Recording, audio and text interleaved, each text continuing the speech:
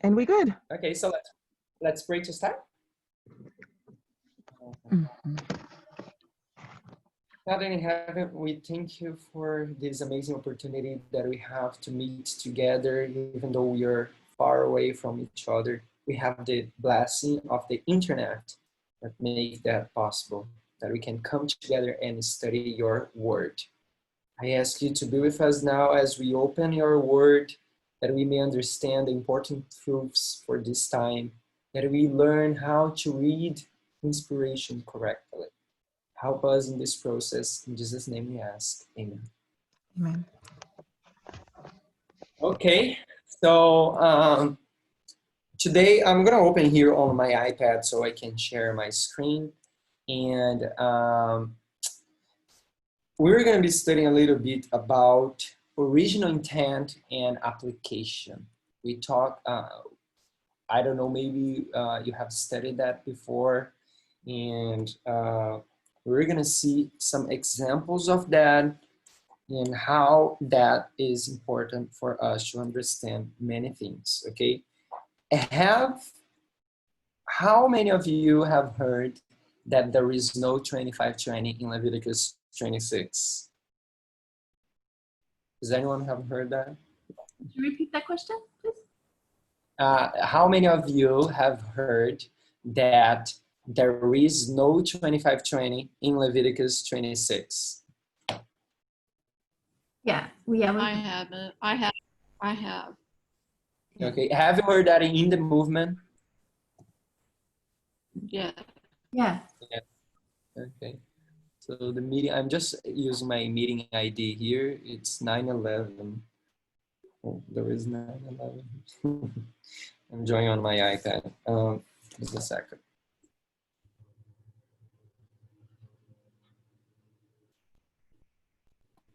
Just a second so I can join on my iPad. So what happened is, it's very important for us to understand those things and why they are like this, okay?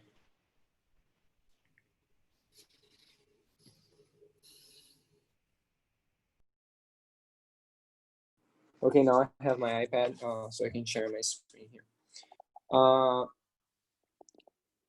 gonna start to share the screen.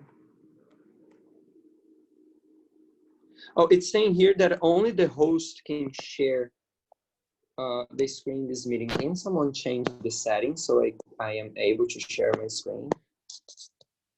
Saying only the host can share in this meeting. Try now. Okay, now it's possible. Thank you.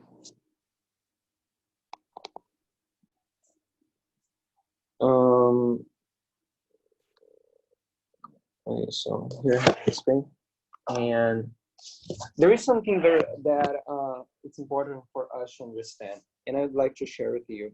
If we look to the line of Christ, we see that we are living in a period of time that we need to solve some problems, okay? So you know that Jesus is born here, birth.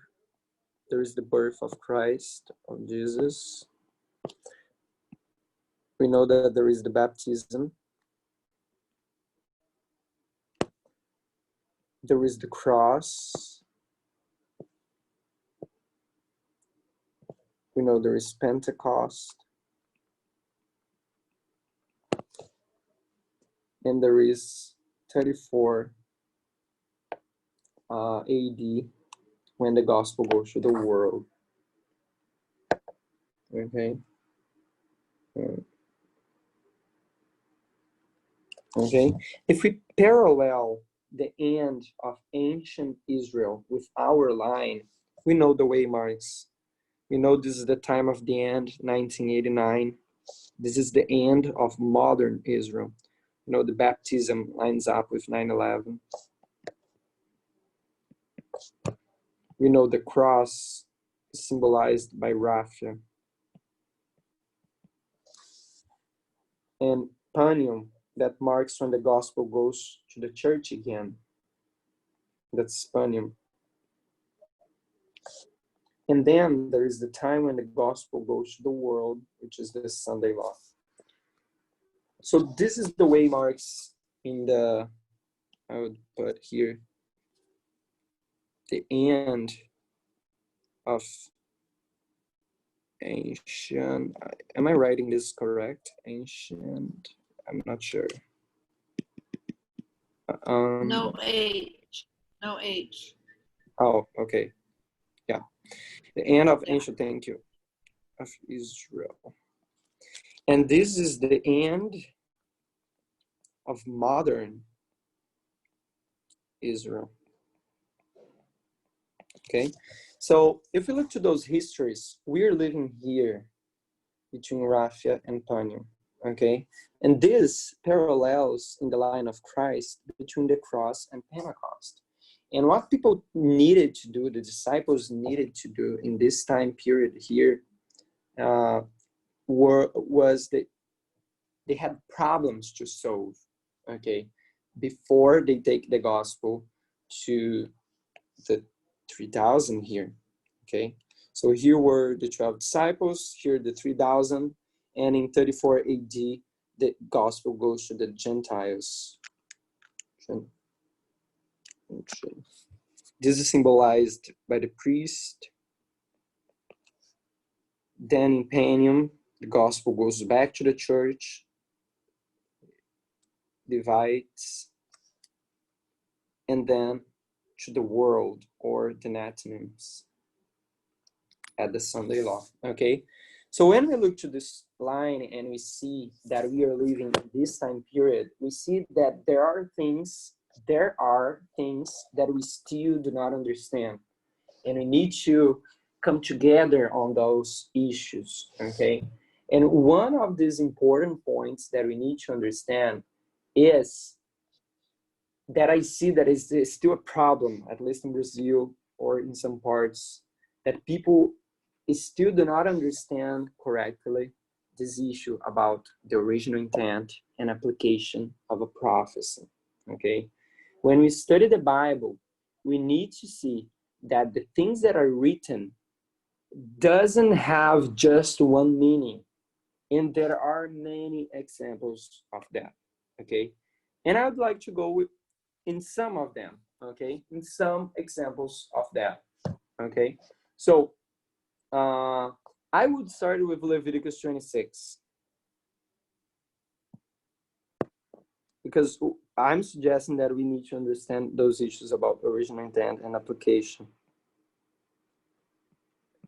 I'd like to ask you to open with me in Leviticus 26, and I'd like to show you how just one verse, two verses, proves that there is no 25:20 in Leviticus 26. It's not hard to see that, okay? So if we open Leviticus 26, and it says there on verse, let me find, I think it's verse 30. Oh, I am in numbers, just a second. So if we go on verse 18, we see it saying, and if he will not yet for all these hearken unto me, then I will punish you 7 times more for your sins, and I will break the pride of your power and all of that. Okay, so we know it talks about the blessings and the cursings. If you obey, you're going to receive the blessings. If you disobey, you're going to receive the curses. And here are the curses, okay? And when we look to the curses, I don't want to spend a lot of time on why, to explain Leviticus 26. I just want to show how easy it is to say that this does not mean 25:20 in the original intent, and how we can see that, okay? It says here on verse 20, on verse 18, that if they do not obey, they're gonna suffer a lot of punishments. Okay, nice. Then it keeps going. It repeats on verse 21, I will bring 7 times more plagues. And then on verse 24, then will I also walk contrary unto you, and I will punish you 7 times for your sins. And then it keeps going on verse 28, then I will walk contrary unto you also in fury, and I will chastise you 7 times for your sin. We know that this year is talking about Zedekiah. We can prove that those 4 7 times is illustrating 4 kings of Israel. Okay. And I'd like to ask you to follow with me with the reading on verse 29 onward. It says, and ye shall eat the flesh of your sons, and the flesh of your daughters shall eat ye. It's talking about Zedekiah. And I will destroy your high places, and cut down your images, and cast your carcasses upon the carcasses of your idols, and my soul shall abhor you. And I will make your cities waste, and I bring you sanctuaries into desolation, and I will not smell the savor of your sweet odors. And I will bring the land into desolation, and your enemies will dwell therein, shall be astonished at it. Everything of that happens in Zedekiah's when he's taken captive. He's destroyed in front of his children, and we see that all of this illustration here of what the prophet is telling happened in his time period. And then in verse 33, it says this. Now I ask you to pay attention with me. And I will scatter you among the heathen, and will draw out a sword after you, and your land shall be desolate, and your cities waste. Then shall the land enjoy her Sabbaths as long as it lieth desolate, and ye in your and you be in your enemy's land. In my translation in Portuguese, it says this, and you are gonna be in the land of your enemies. Okay, and I'm pretty sure it's a little bit more correct to the original. So it's saying here, you are gonna be scattered among the heathen. Okay, and I will draw out a sword after you, and your land is gonna be desolate, and your cities waste. Then shall the land enjoy her Sabbaths. So it's saying this, if you do not obey, it's going to come time where you're going to suffer destruction. Okay, it's going to come destruction here. And the land, it's saying here, the land is going to rest. Is going to rest the Sabbaths. Okay, that's what it's talking in verse 34. Okay, it's gonna enjoy her Sabbaths as long as it lieth desolate, and you are gonna be in the land of your enemies. Even then shall the land rest and enjoy her Sabbaths. So during this time when the land is resting the Sabbaths, God's people are going to be in the land of the enemies. Can someone tell me when that happened?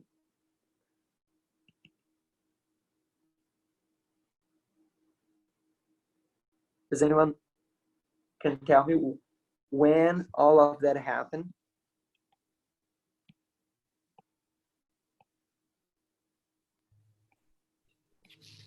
When they were taken captive in Babylon. Yes, exactly. God's people.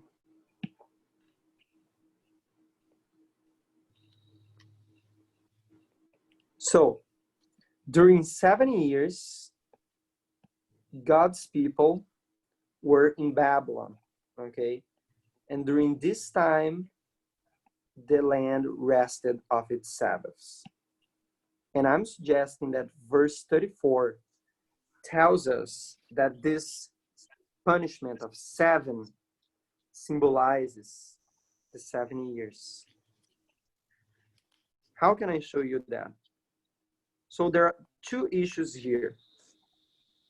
I'm going to write here in Babylon.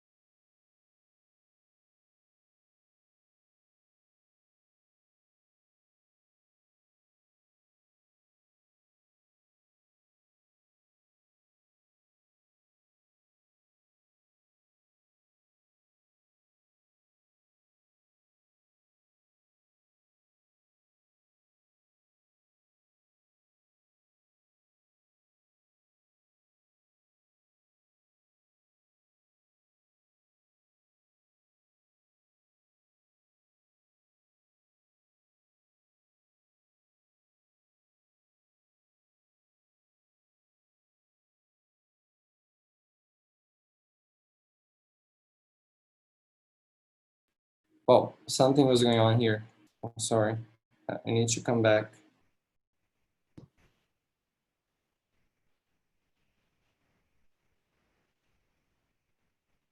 I'm sorry. Something happened. What's going on?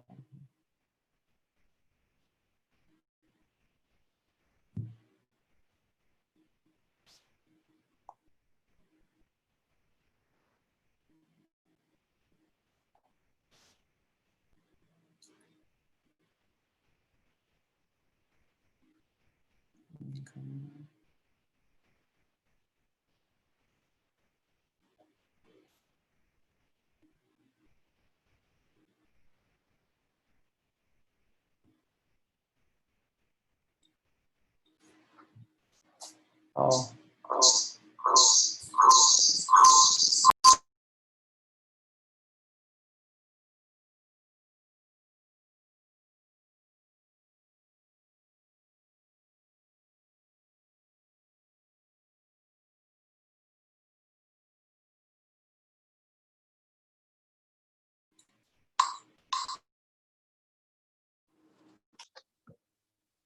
It's saying here that I cannot share my screen.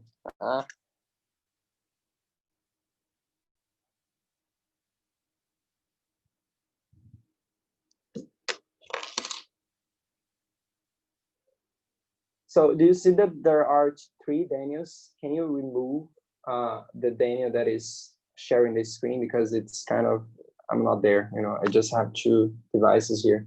Can the host remove the Daniel Perreira, which is sharing the screen? If you could remove him out of the classroom so I can share my screen here. I need to remove myself, but somehow I get out, I removed from the app, but it's still saying that I am online, but I'm not. So could the host remove me?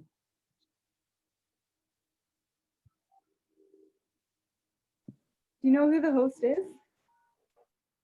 I think Katya, it's in here, Katya. Yeah, Katya. Katya is, I removed you. I hope I removed the right one though. let me try here to share it. No, there are still 3 Daniels. There, yes, okay, now you did it. Nice. Thank you. Okay, I'm gonna come back to share the screen. Here. So what's happening in Leviticus 26? What God told Moses was the following. He was saying this: if God's people obey, they're going to be blessed. If they disobey, they're going to receive a punishment. And this punishment is called 7. There is not the word times. So what he's saying is, I will punish you 7. Okay? So when we think about that, I will punish you 7. I'll write here. Punish 7.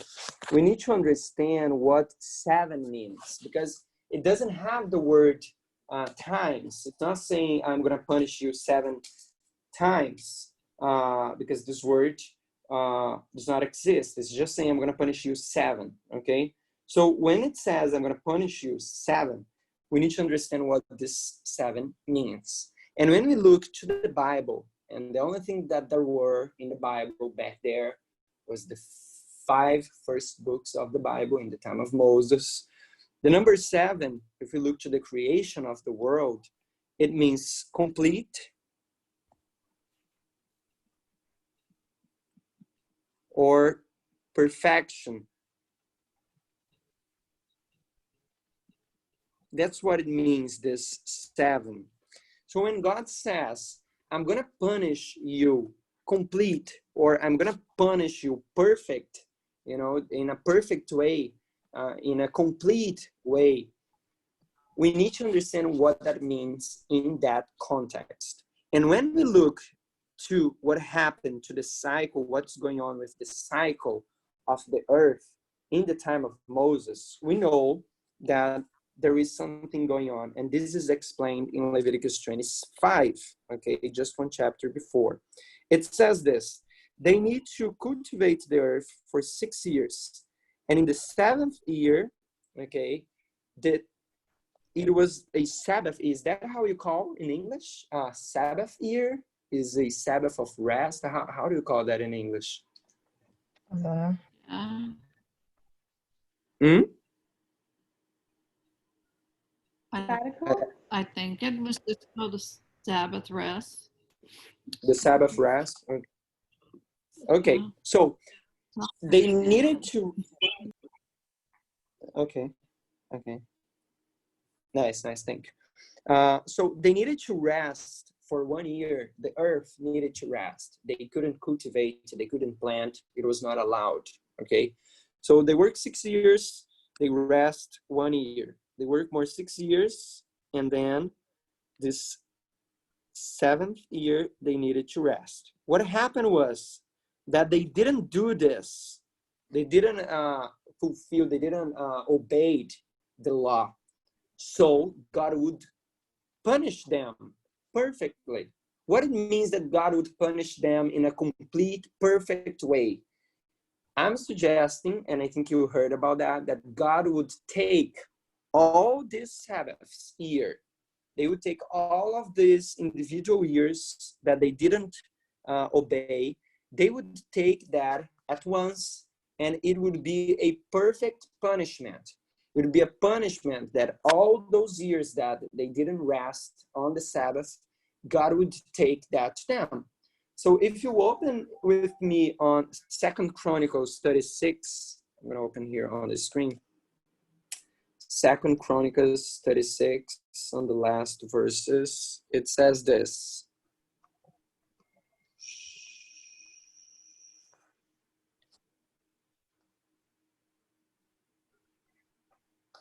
Here. 2 Chronicles 36:21, it says this. It talks about Jerusalem being captured and burned in the time of Zechariah here. Okay. It talks about this time. Let me see here. Zedekiah here, sorry. It's talking about Zedekiah kingdom and how Jerusalem is being destroyed. And then it says this, therefore he brought upon them the king of Chaldeans, who slew their young men with the sword in the house of their sanctuary. That's exactly the description of Leviticus 26, okay? And had no compassion upon young men or maiden, old men, or him that stopped for ages. He gave them all into his hand. All the vessels of the house of God and everything of that, okay? And then it says in verse 21, to fulfill the word of the Lord by the mouth of Jeremiah, until the land had enjoyed her Sabbaths, for as long as she lay desolate, she kept Sabbath, to fulfill 70 years. So this is the 7 years. 70 here being 60, and 10 years, 10. 60 plus 10, 70 years. So what we just read, it's saying this. God's people went to captivity for 70 years, okay? So the land could rest all the time that it was desolate. So if the land had to rest for 70 years, it means that this cycle here was broken 70 times. So this cycle of 7 years was broken 7 times. Sorry, the cycles of 7 years was broken 70 times, which equals 490 years.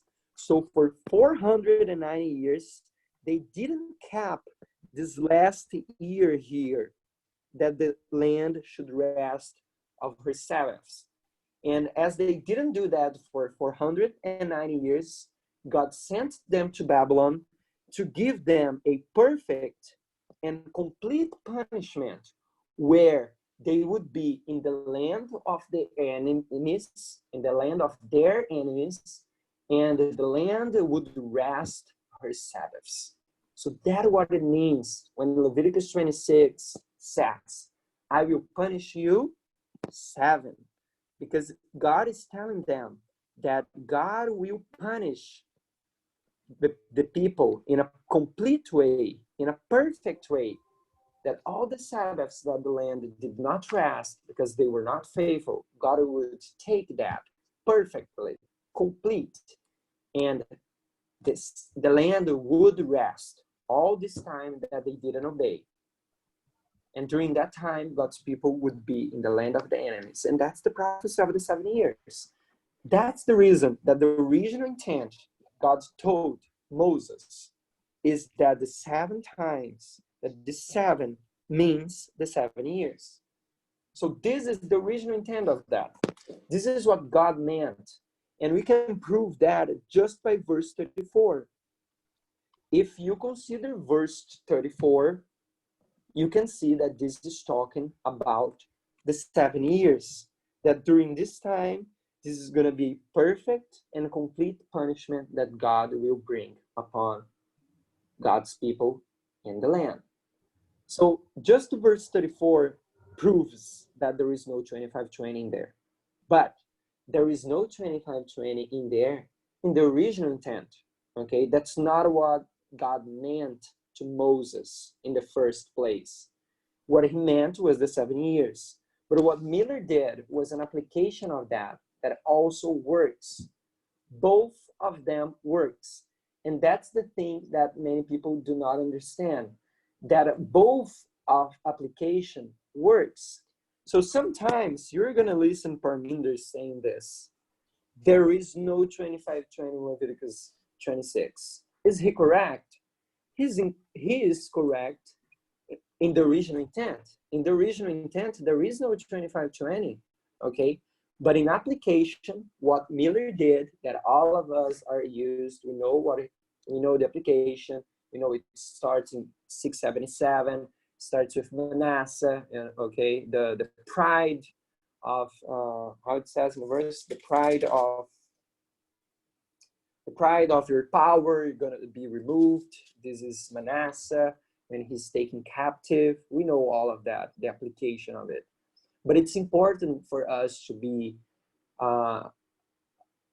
correct on how we see those things. We need to understand that the 25:20 is an application of those verses, okay? And those verses didn't mean that at first place. And this is the same thing with many, many issues. For example, if you go with me on Numbers 24, if you could go with me on Numbers 24. Numbers 24 talks about a star. And normally we think that star is Jesus, okay? Maybe we could make an application of that. Let me see if I use another example. No, we can use Numbers 24, verse 17.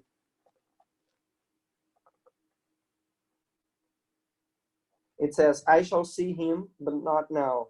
I shall behold him, but not nigh. There shall come a star out of Jacob, and a scepter shall rise out of Israel, and shall smite the corners of Moab, and destroy all children of the Seth. We apply that to Jesus and the star and all of that. Okay, that's very nice. But we know this is a prophecy that talks about Christ. But that's not the original intent of that, okay? This prophecy, Christ does not smite the corner of the Moab. Who does that work? Can anyone tell me who does that work? Who is the one that is a star that comes out of Jacob, that smite the corner of the Moab and destroy all the children of Seth? Does anyone know who is that person? David. David. David, okay? So if you go to 2 Samuel, you could go there. 2 Samuel 8, verse 1 to 3, and verse 8. We're going to see that this is talking about David, okay? This is symbolizing him. So Numbers 24 I'm gonna make the same question as I did with the 25:20. Does Numbers 24 talks about Christ? No, not in the original intent. Okay. And then I can ask the same question. Does number 24 talks about Christ? I could answer yes. So the answer is yes, and the answer is no, and both of them are correct. Okay, so we can see that both answers are correct, yes and no. But the issue is depends how you apply that. Depends how you're gonna, for which time you're gonna see that prophecy being fulfilled. Okay, so this is very important for us to understand. And there is another one that I would like to bring with you, and this is about Daniel 11, verse 40. Okay, so there is something important for us to understand, that in the time we are living, God is giving us methodology, and we know that God leads his movement. And how did God lead his movement? Before I talk about that, I'd like to just make a comment about that. How did God lead? I'm going to just put the initials here, okay? The beginning of ancient Israel. How did God lead this movement, okay? We see that God chooses a leadership, and through this leadership, he tells them the message, which guide them to guide all the movement. You know, God chose Moses, and he was communicating with Moses, and with his communication, he would lead God's people. Oh, let's go in this direction. Oh, let's turn here. Let's do this. Let's shout. Let's fight. Let's do whatever they needed to do. Everything was directed through Moses and then Joshua. Okay, so it wouldn't be something like, oh, I want to go my way to conquer the glorious land. No, you had to go through the leadership. And it's the same thing that happens here in the end of ancient Israel. God led his people. His movement was conducted through leadership, which started with John the Baptist and then with Jesus. So we see that God leads his movement.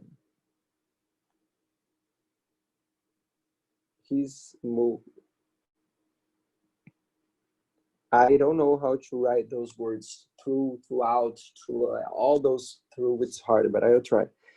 Through, is that correct? Through, is leading through. Peace. That's throw. Through is Oh. THROU. Oh, can you spell that again? THRU. R. No. You said yes. Look on the chat. She put it in the chat. Okay, I just said thank you. THR. Oh, thank you. I had a hard time with those words. Okay, so God leads his movement through his chosen leaders. Okay, and here we saw it was Moses, Joshua, John Baptist, and then Christ. And in the spiritual modern Israel, in the beginning, so you see that in the beginning of modern Israel is the same thing. He started with Miller, and he had the message of God, and then Snow. So we see that in our line, the way that God led us in the end of modern Israel is to the leadership that is started with Jeff, but now is with Parminder and other tasks. Okay, So when we see those kind of things, it's important to us to consider that God is leading the movement through them. And why I say that's important, because how is he leading the movement? Are we walking in any kind of path to go to conquer any country? We're not doing this, okay? So that's not how God led us. That was in the time of Moses. The way that God is leading his people today is through his message. And the message that we study guide us in the path. So when God reveals message to his people, there is a methodology for it. And we know that the one who is teaching us methodology is Parminder and Tess. And what I think it's very interesting is that the main methodology, I would say this, is a parable methodology, parable teaching.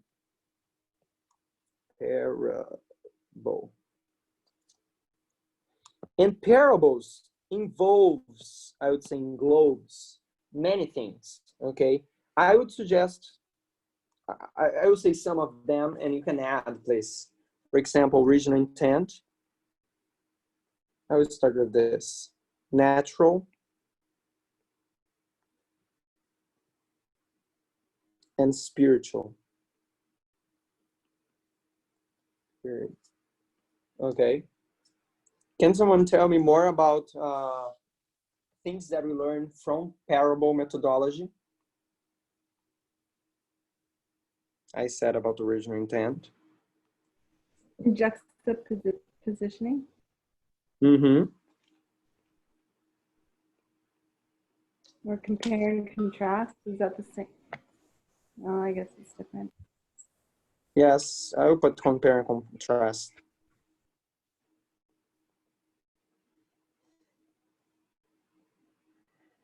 There are more. Can someone tell me? Repeat and enlarge. Mm-hmm. Can everybody says that all of that englobes parables? Yes. There are more. Yes. You have Alpha and Omega. Alpha and Omega. I would say that could be. Original intent and application? Or no? Sorry? Yeah, that kind of englobes original intent and application.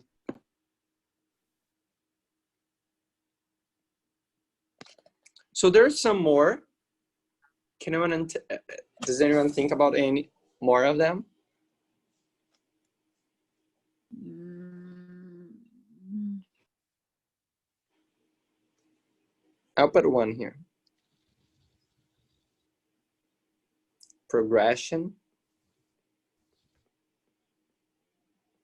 Difference between progression and repeat and enlarge. I would say this. Just add progression here.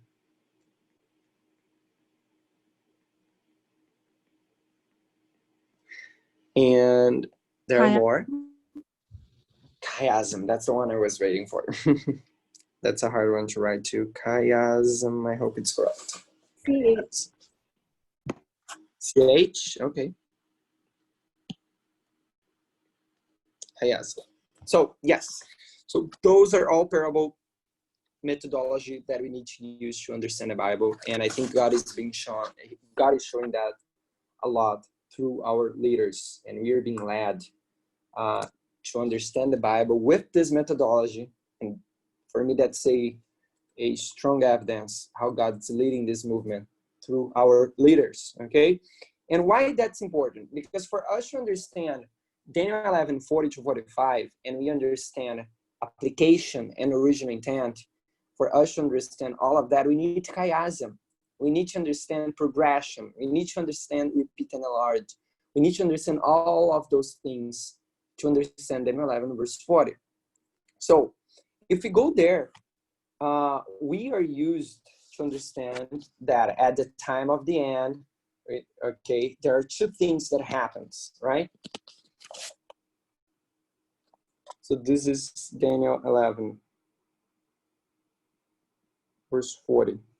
What we do, I would say in a better way, original intent of Daniel 11 verse 40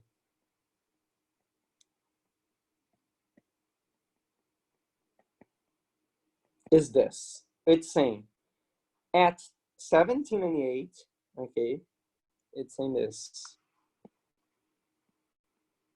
At 1798, at the time of the end, things are going to happen. What is this? The king of the south, it's going to come against him. Then the king of the north will come also against him. So there are three players here. There is the king of the south. There is the king of the north. And there is him. So what the verse is saying by itself is that in 1798, at 1798, him, whatever is him, is going to be attacked by the king of the south and the king of the north. That's what the verse is saying. We don't need to do a lot of that. That's just what it's written. Okay, it's saying the king of the south against him, king of the north against him. But what we do, and that's something that I took some time to understand, is what we do is a chiasm thing, and our faith is built upon this chiasm, which is a terrible teaching. Okay, and in this application that we do, we create something. Okay, we say that at the time of the end, okay, at the time of the end, the king of the south attacks him,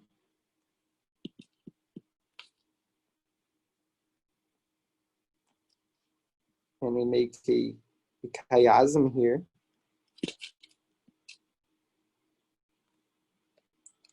And oh, I'm writing in the Portuguese wordings. I'm sorry, I'm saying things here are. There is not this in English. It's king of the south and king of the north. I'm sorry. Oh, king of the south and king of the north. I hope it didn't confuse you. So we say here in application that the king of the south attacks him, and then the king of the north attacks him. What do we say about it? We look at structure here and we say this: him is king of the north and king of the south is him. That's what we do. We say that there are two players here. We say that this is the king of the south and this is the king of the south. Then we say, if here's the king of the north, here's the king of the north. So the way that we do with that is in a chiasm. We use a chiasm to explain that out. I know that Jeff didn't use that in the past. That's not how Jeff used to do. But what I would like you to see that the correct way for us to defend that this is what this verse is written is just by a chiasm. Because what the verse is saying by itself, without forcing, without trying to manipulate anything, the verse is saying this. That's what the verse is saying. The verse itself is saying this, that there are three players, okay? But in application, if you want to use a chiasm, we can show that the king of the south attacks the king of the north, and then the king of the north attacks the king of the south. And the way we do this is with a parable methodology, which is chiasm. That's how we prove, and that's the application that we do, okay? Because that's not the original intent. So, Daniel, how can we do that? Are we allowed to do that? I would say, why not? I'll bring you just something to consider. Who is the lion? We know that the lion is Christ. But in Daniel 7, the lion is Babylon. We know that one symbol doesn't have just one meaning. Okay, we know that a symbol can have multiple meanings. Why not a prophecy could have not more than one meaning? Why one prophecy could not mean more than one thing? Why this prophecy's application just for one specific point? Okay, so we can see that Paul did that. I didn't go to Jeremiah 30 because I think Parminder have done that so many times. I don't know if anyone didn't heard about that. Maybe we could go there. But Paul does that all the time.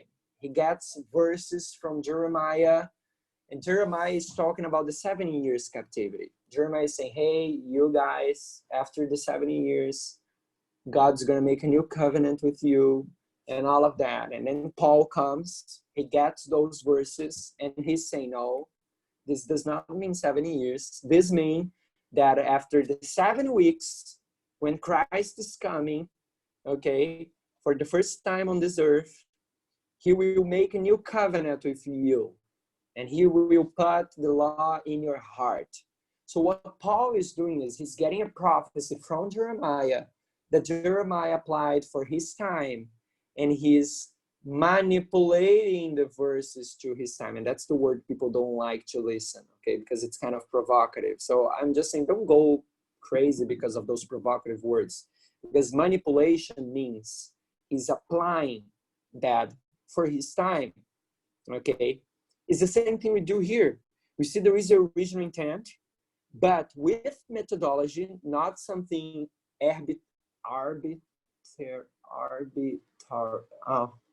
out of the blue, okay? It's not something arbitrary. You got the word. Yeah. Okay. That's the word. So it's not something like, oh yeah, I want to do this application, I want to do whatever I want. There are rules for doing it, and the rule for it is parable teaching. And through parable teaching, we can make the application that this is a king of the south, king of the north, king of the north, king of the south. So when we do with original intent and application, we need to have this in mind, because I know that many people are being shaken because they see we getting prophecies of that are back there, old prophecies, and we are saying, yeah, it means something different today, and people go crazy. Okay, so we need, I think it's important for us to start to consider how we read these scriptures.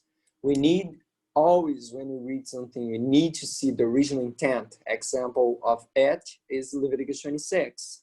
We need to be sincere. We need to be fair to say that there is no 25:20 there. That's not what Moses said.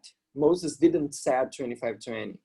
Moses meant the 70 years captivity, a perfect, complete punishment upon God's people.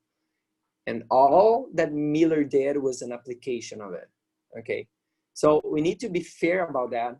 The same way we need to be fair about other texts. I could give you more examples here. It's interesting when we go to Ezekiel 8 and we say that destruction is, Ezekiel 8 is very interesting. Ezekiel 8 and Ezekiel 9. Can we go there? It's really hard. What time should I stop? Is it at 10:30? Am I done? Is my time up?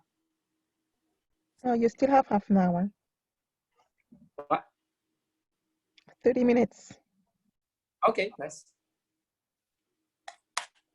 So if we go to Ezekiel 9, we know it talks about a man. Okay, let's go there. Ezekiel 9 is very interesting. Let's go to Ezekiel 9. Is everybody following? Am I being... are you understanding my English? Are you understanding what I'm sharing? Yes, very well. Okay, just make sure. If anyone has any question or disagree, you can tell me. We can talk about those things. So Sorry, if we do you go, yes. Do you mind doing like a brief summary of what we've done so far this evening? Sure. Okay.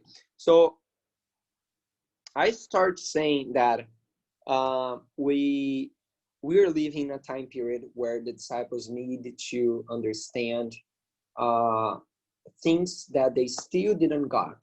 And I'm suggesting that things that we still did not understand and we are not still understanding is the issue about original intent and application. Many people are still going to Ellen White quotes and saying, oh, look at what Ellen White said. And they do not use the correct rules. They do not see that she wrote something for her time.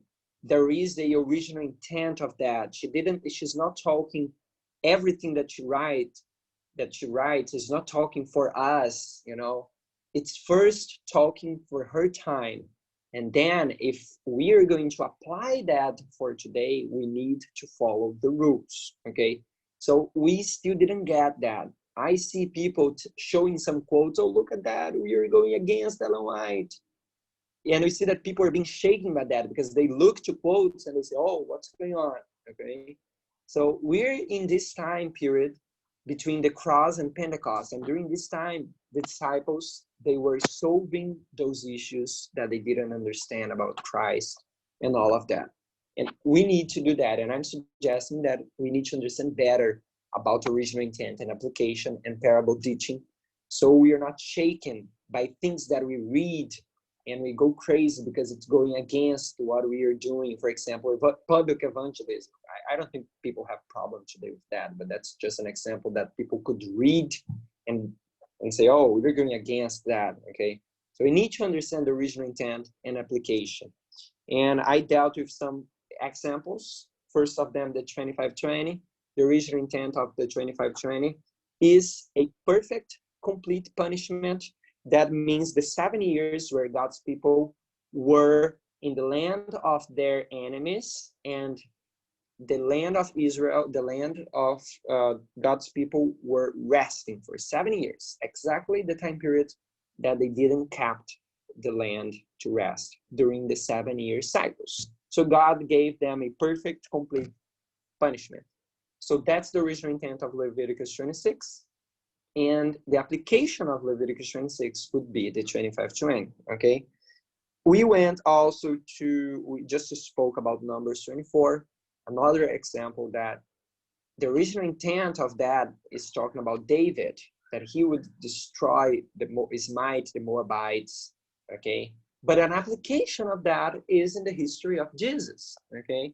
And we also spoke about that in Daniel 11, verse 40, okay? In Daniel 11, verse 40, we see that the original intent, as it's written, it says that at 1798, the king of the south and the king of the north is going to attack him. And in application, as we do today, there is a chiasm that allows us to make this king of the south, king of the north, king of the north, king of the south, okay? So we spoke about how God led us, and the way that God led us is through his leadership. And today, as I said, we are not walking in the desert to conquer any land. He's leading us through methodology, that with this methodology, we are learning what we have to do, what we have to act, how we should behave. And this methodology is he's leading us through his leaders. And his leaders are teaching us those methodologies, okay? That helps us to understand what we need to do in this time period. So, and Parminder is teaching us parable teaching, and tests also. And those teachings of parable teaching are the rules, are what helps us to make a correct application to our time.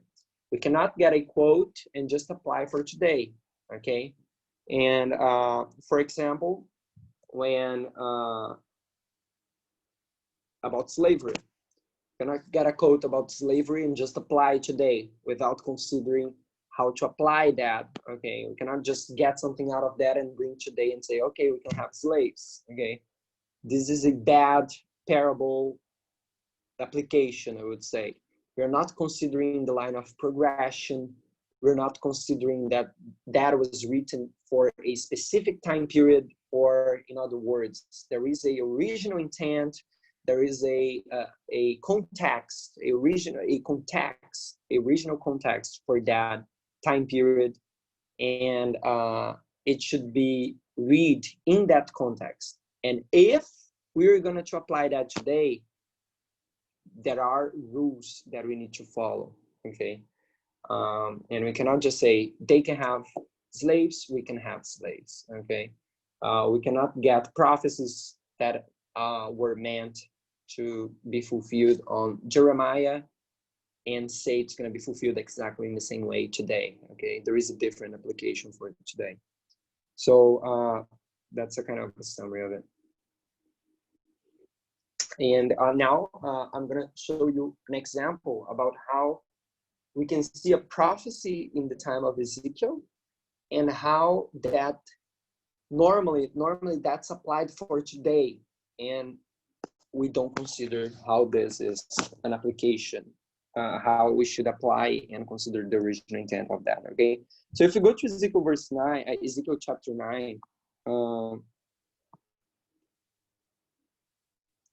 verse 1, it says, "He cried also in mine ears with a loud voice, saying, cause them that have charge over the city to draw near, even every man with his destroying weapon in his hand. And behold, 6 men came from the way of the higher gate, which lieth towards the north, and every man a slaughter weapon in his hand. And one man among them was clothed with linen, with a writer in corn by his side. And they went in and stood beside the brazen altar, and the glory of God of Israel was gone up for the cherub, whereupon he was to the threshold of the house. And he called the man clothed with linen, which had the writer in corn by his side. And the Lord said unto him, go through the midst of the city, through the midst of Jerusalem, and set a mark upon the foreheads of the men that sigh and cry for all the abominations that be done in the midst thereof. And to the others he said in my ears, go ye after him through the city, and smite, let not your eyes spare, neither have ye pity, slay utterly old and young, both maid and little children and women and everything. Okay, so what do we say about that? We say that who is this man clothed with linen? We normally say that the man, the one clothed,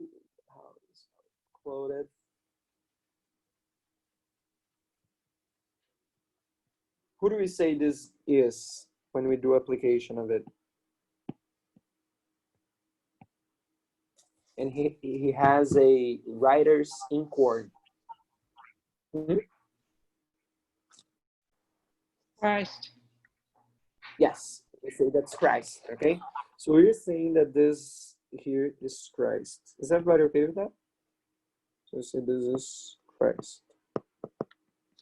And when he comes, Ellen White makes this application, okay? She says that these other people here on verse 5, what he does is, she says that this is symbolized by the destroy angel, that in Christ's second coming, okay? So Christ comes, he sealed his people, okay? He sealed those people who were crying for the abomination that was going on. And she says that on the great controversy, that those other 6 people, other 6 men here, they are the destroy angel who are going to go and kill all the enemies of God, all the wicked people, okay, in the second coming. You know, when in Revelation 19, it says that a sword comes out of the mouth of the one who is sat on the white horse. So this is symbolized when Christ commands the angels to slay all the wicked of the world. So this is Christ here at the second coming.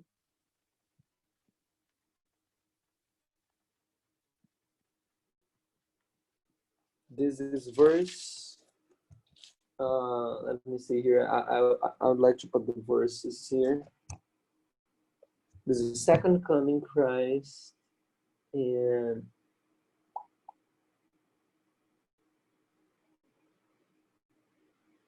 maybe that's not the second coming, but this is when he marks his people. Okay, maybe this is the close of probation. Anyways, this is when this is symbolizing the time when Christ is this end of the world period. And then she applies verse 5. When the wicked are destroyed.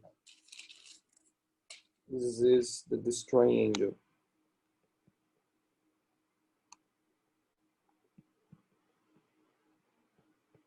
Okay, this is the destruction of the wicked.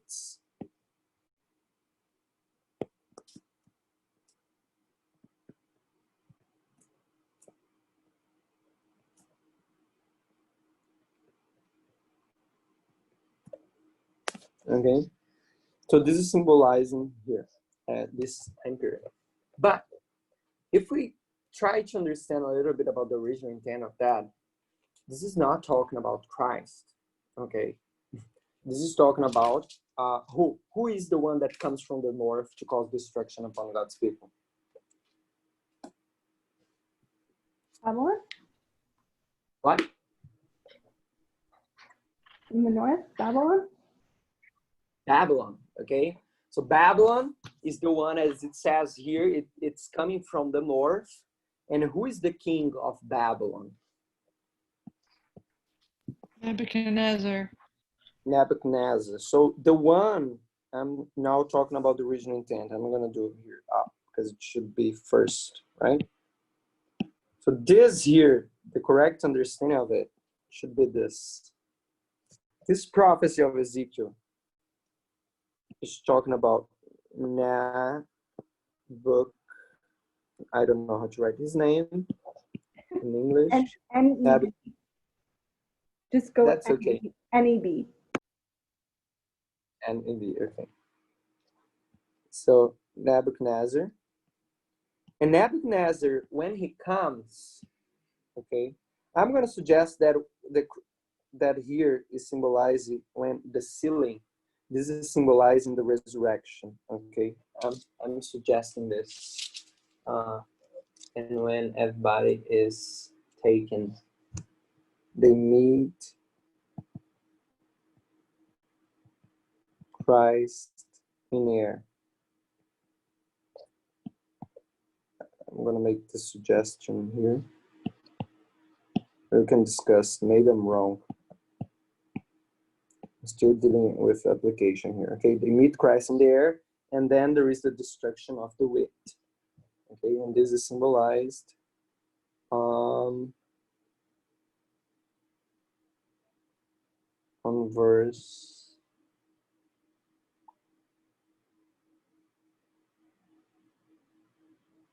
4. Okay, and this is verse 5. This is verse 4. Oh, sorry.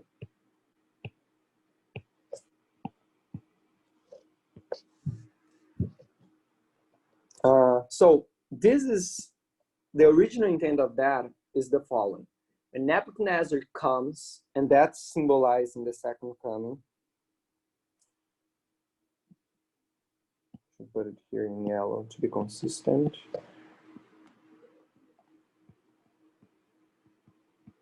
When Christ comes, when Nebuchadnezzar comes, the first thing that he's going to do is he will take some people captive. And who are those people that are taken captive? Those are Daniel, for example. He goes when Nebuchadnezzar comes in the time of Jehoiakim or Jehoiachim. I think it's Jehoiakim, okay? So we know that there are the last 3 kings, okay? In Jehoiakim period, Nebuchadnezzar comes and he takes a lot of people captive. And who are those people who are taken captive? Those are the good people, okay? Those are people like Daniel. They are the people who are crying because of the sins that are going on in the midst of the people. So that's what happens on verse 4, okay? I will put just Daniel here. Daniel is captive to represent this. Okay. And then Nebuchadnezzar go back and he sieges again Jerusalem. And in the time of Zechariah, Zedekiah, sorry. Not Zedekiah, let's read that. Which one is it? It's Zedekiah. In the time of Zedekiah, he will come again. And what does he do in the time of Zedekiah? He destroys everything. He kills everyone. Nobody's left on the land, just a little, some people. But he comes and kills. So this prophecy that we say it is Jesus, he comes to save his people and to destroy the wicked at the second coming. This is actually talking about Nebuchadnezzar, okay? And he takes Daniel's captive. And if Nebuchadnezzar is symbolizing Christ, if Christ is symbolizing Nebuchadnezzar, what does heaven is symbolized here by? It's kind of crazy. Is my question bad? Was that a bad question? So if we have Christ and he takes his people to heaven, Nebuchadnezzar, where is he taking the people to? It's Babylon, Babylon. So what is Babylon? a symbol of heaven. Is that what you're saying? Yeah, Babylon is a symbol of heaven in this province. And people are going crazy now. Oh, you're telling that heaven is Babylon. No, it's not that. I'm just saying that in this parable, we see that Nebuchadnezzar, he takes the people and takes them to Babylon. This symbolizes when Christ will come and he will take us to heaven, okay? So he took them to heaven, and then he's gonna come again and destroy everything, okay? So maybe this could be symbolizing that here. So we see that the same symbol that we have to Christ, actually, the original intent of that is talking about the king of Babylon, okay? And Babylon is an ugly word, okay? Babylon mystery, Babylon the Great, the harlot, and all of that. But in this sense, in this prophecy, the same, the king of Babylon is symbolizing Christ, okay? And Babylon is symbolizing heaven. And the original intent of that is Babylon. It's all about that Babylon. But we make application of that, okay? But before we make application, it's better for us to understand the original intent. Because when we look to the history of Babylon, for example, and we see those characteristics, for example, Nebuchadnezzar comes, first he takes good people captive, and then he destroys. It helps us to understand the application better. That the only reason why I'm making this application is because I have the original intent. That's why I'm suggesting that the man that comes with the inkhorn clothed with linen is the second coming. And when he comes, he's going to make two things. He will first get all the saints and take them and meet in the air. The saints are going to meet Christ in the air. And I'm suggesting that's when Daniel is taken captive to Babylon, okay? So the saints go to the sky, to heaven, to meet Christ. That's symbolizing when the first group go captivity to Babylon.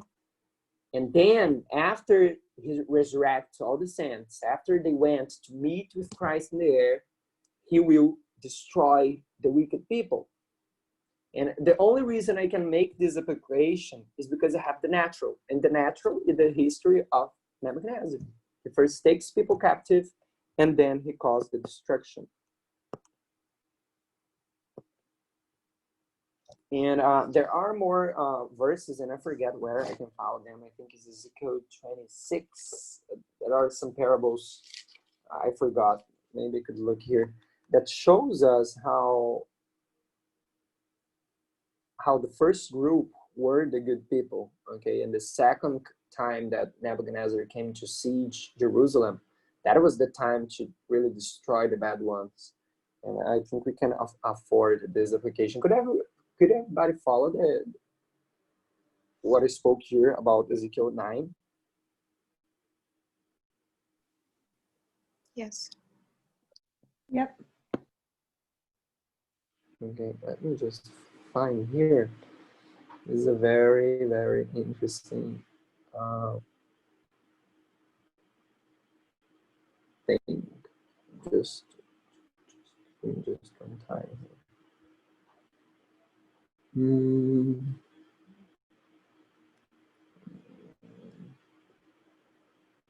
Okay, found it. Wait just a second.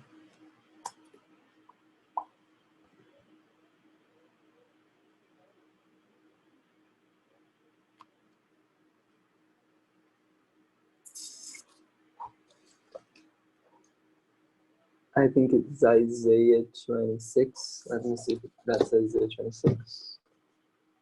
No.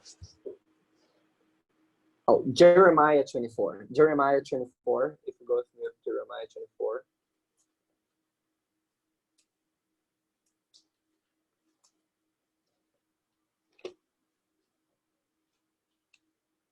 That's a parable there. Starting on verse 1. It says, the Lord showed me, and behold, 2 baskets of figs were set before the temple of the Lord. After that, Nebuchadnezzar, king of Babylon, had carried away captive Jeconiah, the son of Jehoiakim, king of Judah, and the princes of Judah with the carpenters and smiths from Jerusalem, and had brought them to Babylon. So here's talking from the time of Jeconiah, when already had the first siege and people were taken captive to Babylon. Okay, that's what it's talking about. One basket had very good figs, even like the figs that are first ripe. And the other basket had very nasty figs, which could not be eaten. They were so bad. Then said the Lord unto me, what seest thou, Jeremiah? And I said, figs, the good figs, very the good figs, very good, and the evil, very evil, that cannot be eaten. They are so evil. Again, the word of the Lord came into me, saying, thus saith the Lord, the God of Israel, like these good figs, so will I acknowledge them that are carried away captive of Judah, whom I have sent out of this place into the land of the Chaldeans for their goods. And I will set my eyes upon them for good, and I will bring them again to this land. I will build them and not pull them down, and I will plant them and not pluck them up. So verse 5 and 6 is here. Verse 5 and 6 of this is Jeremiah 24.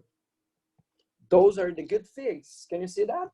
Those are the first group of people who went captive during the time of Jehoiakim and Jeconiah. And Jeconiah, which I believe is Jehoiachim. So that's the first group, the good figs, the first people who went to captive. And then on verse 7 it says, and I will give them an heart to know me, and I am the Lord, and they shall be my people, and I will be their God, for they shall return into me with their whole hearts. So it's 5, 6, and 7. And then it's going to talk about the bad figs.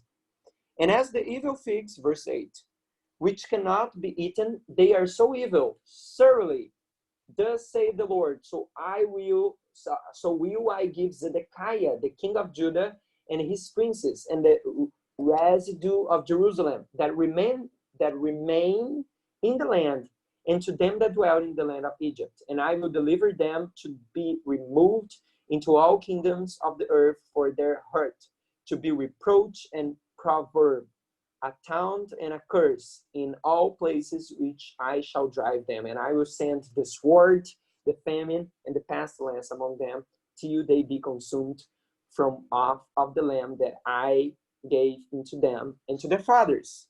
This is from verse 8. What's going on here? This is from verse 8 to 10. So we see there are 2 figs. They're the good ones and the bad ones. The first one is symbolized the saved, and the last one is the wicked. So the only way that I can make a correct application of Ezekiel 9 to say that this is symbolizing the second coming and the time when Christ first collects the saved, and then he's going to destroy the wicked. Because I think normally we think that Christ comes and he glory kills everyone, and then he's going to resurrect to the saved. I think it's another way around.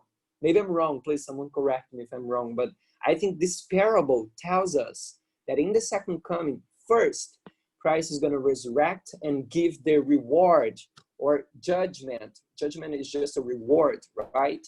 It's the reward of the saints. He's going to resurrect them. He's going to glorify their bodies, and he's going to take them to the air. And then he's going to destroy all the wicked. First the good figs, and then the bad figs. And the only reason I can say that is because of the natural, is because of the original intent of the prophecy. And after that, I make an application to our time. So a summary of our study is this. We really need to look to those verses, and always when we read, we need to consider how, what was that text written for? What is the time that that text was written for what circumstances? What did the prophet mean for his time? And then we make an application for our time. Because if we do not understand that, we're going to be making a lot of wrong applications, and we're going to be shaken with many things. So I think it's important for us to understand correct how to read, how to obey the rules, the law of parable, to first consider the natural, then the spiritual, first the original intent, and then the application. So I think that was it. Does anyone would like to comment or say something? Thank you.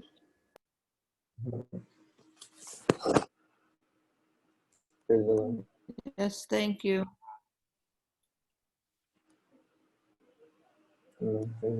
I know this is a thing that we've heard many times from India, and but I dealt with that here in Brazil a short time ago, and it was really a blessing for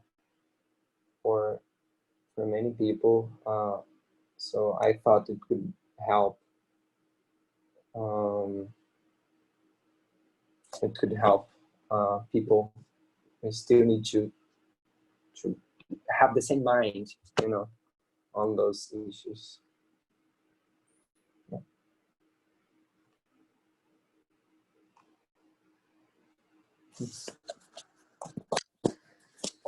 So that was it.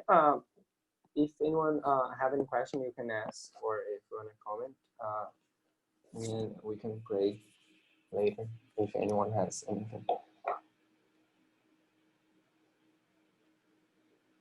Okay. So if anyone,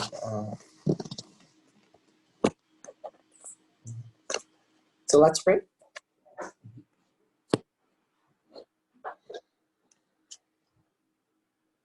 Father in heaven, thank you for this opportunity. Thank you for the blessing of this movement, and thank you for leading us correctly through your leadership that you chose.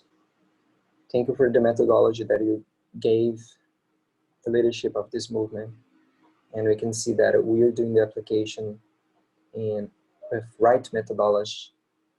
We are doing a correct application of your word. We are required to do this.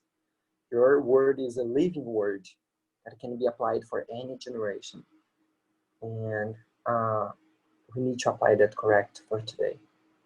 We ask that you may help us to use correctly those rules, and that we may be blessed to use them.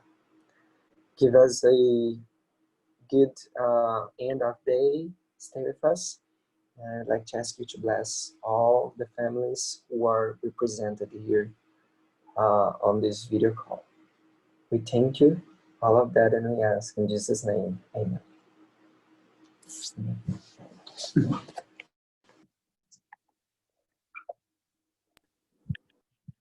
Thank you for the invitation. It was really a blessing to share it with you. And